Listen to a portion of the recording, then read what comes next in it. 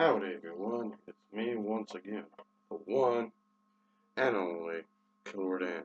And today, I'm going to be reviewing a martial arts film, and this one is titled Invincible Super Guy. Yep, that's the title of the film I'll be reviewing, since I like reviewing old films anyway. This will be a review of the unedited version, so yeah, got my hands on the uncut version, which is really hard to come by actually. So I guess I can use that as a reason to review it, because why not? Anyway, as usual, folks, I have to talk about the plot. So let's get into it, shall we? So here we go. There was this gold that is stolen by somebody claiming to be Super Guy. So, of course, this does create a conflict, obviously.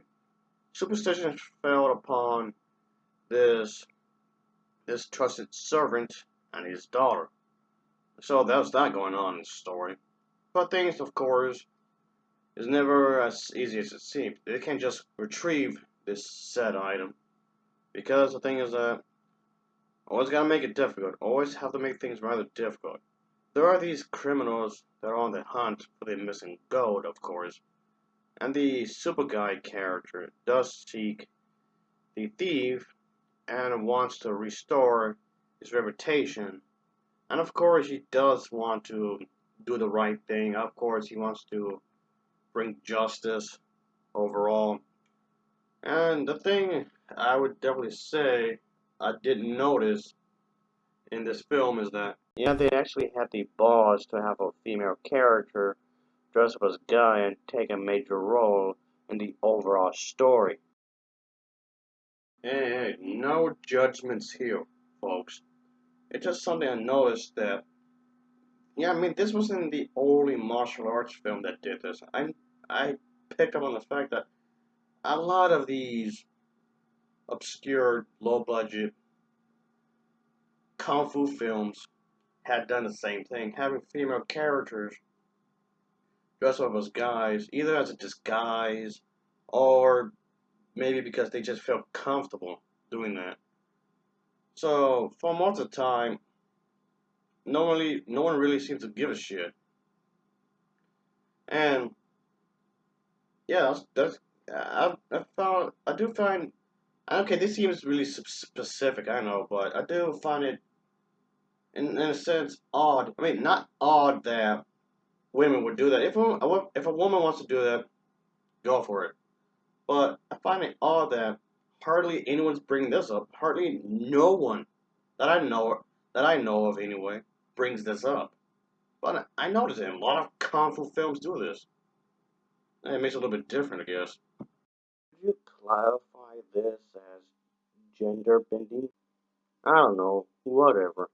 She does play an important role, and yeah, her kung fu fighting in this movie is actually pretty cool.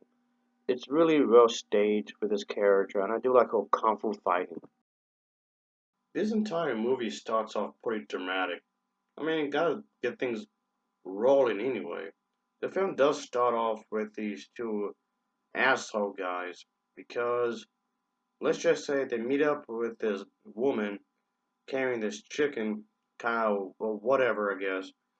Let's just say they do pick on her and they do, let's just say, want to have their way with her, and just of course she tries to resist their urges, I guess you can say.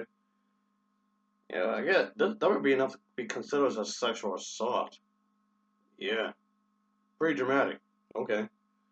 So, I mean, this film does take itself pretty seriously, which I'm fine with, because I like my comic book films to be more serious.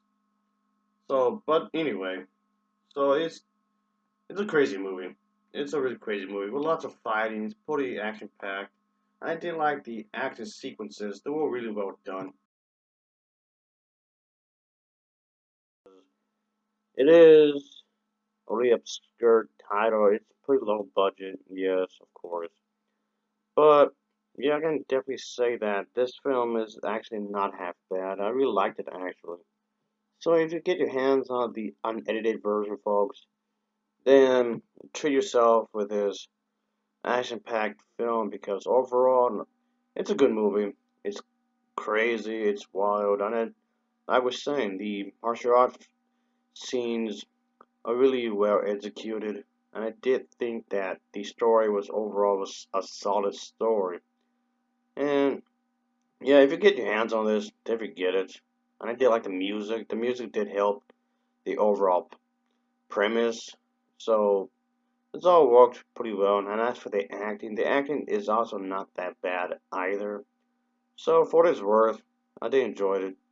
And I can say that this is something you can actually add to your Kung Fu collection for any martial arts enthusiasts that are out there. If you have not seen this film, I'd definitely say I give it a recommendation because as a whole, it's it's definitely something I can say that is pretty entertaining in its own way. Yeah, he has his own moments, so there's that. I know I would mostly review, especially from this genre. I would review stuff mostly from the past. I know I mentioned this before, but I prefer the oldies but goodies, I would say. And it's because with the more recent, more modern kung fu films, it doesn't have the same charm. It really don't. It doesn't feel right. A lot of martial art films nowadays. So anyway, I'll give this film an overall rating of a 7.2 out of 10. I get a 7.2 out of 10 for me. As always, thanks for watching, and take care. Until next time, see ya. Oh yeah.